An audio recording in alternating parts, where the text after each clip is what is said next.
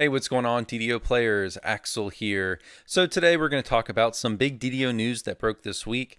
So this past Wednesday, the executive producer Severlin did a Q&A with the community manager Cordovan, where they went on their Twitch channel and they answered just various questions. They also answered various questions submitted to them prior to the Q&A by the community.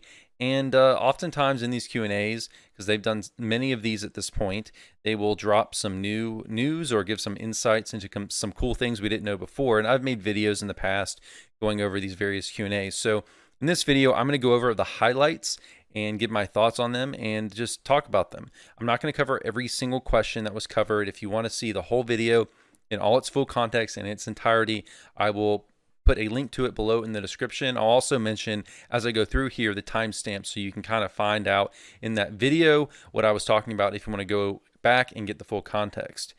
Keep in mind that in most of the things they say here are not official announcements. There were some, but a lot of it is just things that they want to do or speculation on their part. So you shouldn't take everything I'm saying in this video to be something that's definitely going to happen, anything like that. If that is the case, I will mention it. Okay, so the first thing they talked about around the 2-minute 17-second mark is a vision they have of having hirelings level with you. So again, this is not something that is confirmed or announced, anything like that, but they want to, or at least are interested in, having a system where you start with a hireling at low levels and actually level the hireling with you. They even mention perhaps putting gear on hirelings. Nothing really that we know beyond this. But it sounds like it could be, I guess if you're really into hirelings, or I think solars in particular would be really interested in this. Me personally, I don't really care because I would rather just not do that and just buy hirelings instead at the various vendors for the various levels if I need them. But it could be something pretty cool for people who are into that. So next, and this is the big announcement, the biggest thing they announced was at the 3-minute 45-second mark. They confirmed that Isle of Dread is going to be the next expansion in DDO, and it's going to come a lot sooner than I thought. It's going to come late spring or early summer of 2022. They didn't get more specific than that. They also mentioned that it will include a level cap increase. So the Isle of Dread is something that they've mentioned a bunch of times in previous Q&As, and they actually first announced it or at least first started talking about it in an interview with me in 2018 when I interviewed Severlin all the way back then at Gen Con 2018. But it's something throughout the years they've said they've wanted to do, but they've not gotten around to it yet. And we've even seen some of the work, like they've been doing work on dinosaurs behind the scenes, which has been pretty obvious because we've seen dinosaurs in content already. Like in Sharn, for example, you can see dinosaurs in that content. So it's definitely something we'll see, and I think it's going to be a really cool idea. I mean, it's something that's based on obviously a old pen and paper module. Sounds to me like I'm really excited for this idea for an expansion because it's going to be something completely different, and that's what I want to see in an expansion. I want to see something that feels like an expansion. It feels like something we haven't seen before. So I am looking forward to that. Now, the other thing that it surprised me how early we're getting it, because we just got what was labeled as the mini expansion for the Sinister Secrets of Saltmarsh just a handful of months ago. And this is really soon for them to do another expansion. But they are doing apparently another adventure pack between that, and we'll talk about that in a little bit. But yeah, Isle of Dread is definitely coming next year. Okay, so when it comes to how many levels are we going up, they did not say. However, if you read between the lines, I think we might be able to find out here. So at the 22-minute mark, Severlin said, and I quote, "When Isle of Dread comes out and they're moving up from level 31 to level 32." And then he continued to talk. And that was during a discussion about the cap for your access to your tier 5, your epic destinies being gated at 30. But in any case, he mentioned 31 and 32 there in that sentence and one other time during the interview. So I think when adding that in with just looking at the game right now and looking at when the expansion is coming out, when the level cap increase is coming out, it seems to me, and again, be very clear, this has not been confirmed by them at all. I could be completely wrong, but I think that we're going to see a level cap increase to level 32. I don't think it's going to be to level 35, a level 40 right now, although I think we could get there eventually. But I think initially with Owl Dread, what we're probably going to see is a level cap increase to 32 based on what Severlin is kind of talking about here. If you kind of read between the lines, again, that's not something they said, but that's just me speculating. But I think that's what we'll see. If you look at the game right now, with the expansion coming so soon, they just don't have time to fill in tons of content. I don't see how they could possibly do a level cap increase to 40 right now, especially not 40, but not 35 either. There's just not enough content to fill up 5 levels. So I think it only makes sense for them to go up 2 levels. That way, all the in-game stuff currently will still stay completely relevant. They'll probably add 1 core to your your Epic Destiny cores. They'll probably add 1 additional core. But yeah, you guys comment below. Let me know what you think. But that's what I'm thinking right now. We'll probably see the cap raise to 32 in late spring, early summer next year. Okay, at the 5-minute, 52-second mark, they mentioned that they want to make VIP more appealing, and this is something, again, that they get asked a lot and something that they've talked about in previous Q&As. They don't have any promises, but Severlin mentioned some ideas that they have that they would like to do. He mentioned the one possibility he went into more detail, quite a bit of detail about, is fast travel to quests via the quest journal. I wasn't sure if technically they could pull this off, but it's something that sounds like they're interested in doing. So if you are VIP, another benefit could be that you could just go to your quest journal and click on the quest and instantly fast travel to the entrance of that quest. Don't know if that'll happen. Again, just speculation on his part. For the most part, something they've considered and looked into, but will it happen? We don't know. They also mentioned some other ideas. They mentioned more possible VIP housing benefits. Of course, DDO doesn't have housing yet, but maybe that's something they could give VIPs if they can do that. They also mentioned the possibility of loot drop bonuses, although Severlin did also go and talk a bit about that's a little bit of a dangerous area to enter into, because he doesn't want to get to a point where it's pay to win, where like premium players wouldn't be able to compete with what VIP players have. So that's something sounds like they're cautious about, but have kind of thought about. The next thing is another thing they've talked about a bunch in these prior Q&As, which is cosmetic stores, like a cosmetic closet. They could possibly offer that to VIPs. They've mentioned this before. Cosmetics storage is like something I desperately want, because I enjoy cosmetics, not to an extensive degree, but I do enjoy them a little bit. And the main thing preventing me from buying more cosmetics is the lack of storage for them. They've mentioned this plenty of times, but there is a coding issue that kind of restricts them from putting them in bags. So the way that cosmetics are coded makes that very difficult technically. So that's kind of been the holdup from that. But maybe it's something they can do in the future. Personally, even if it's something that takes some time, people would buy more cosmetics if they actually had a place to store them, and that's a great way for the game to make money. I love to see the game make money that way, because it's not pay to win. They're not selling power.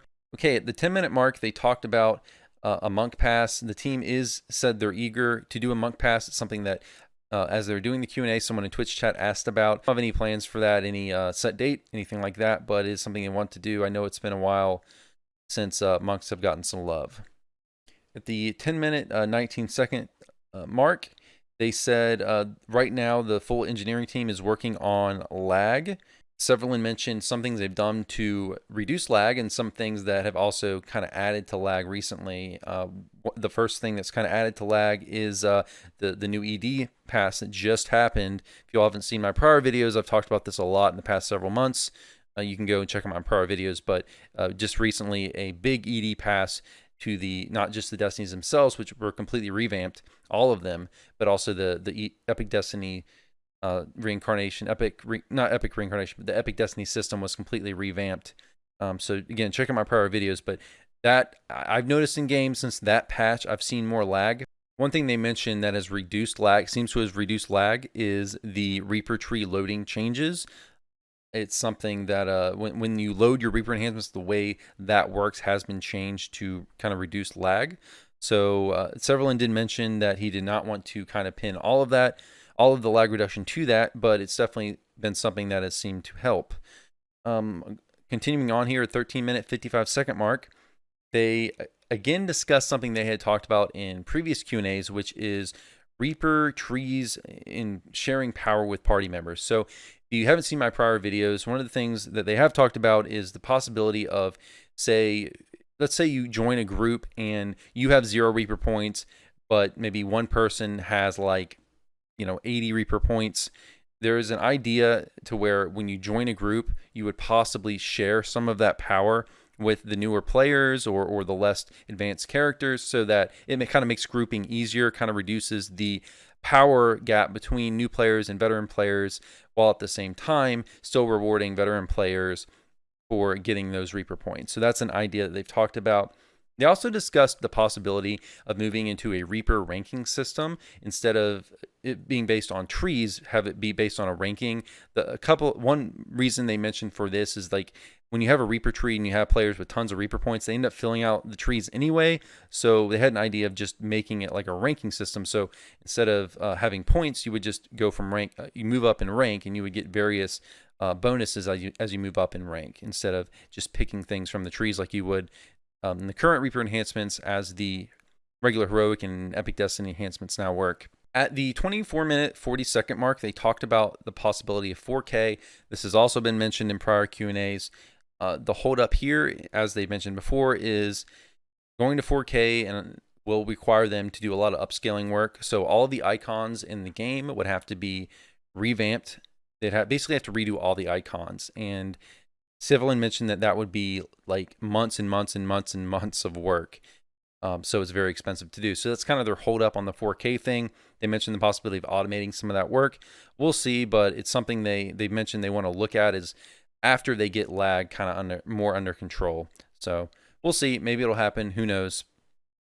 The 26-minute 53-second mark, they talked about some new content coming before the expansion next year with Isle of Dread. So December, they mentioned there's going to be a free-to-play quest that's going to come.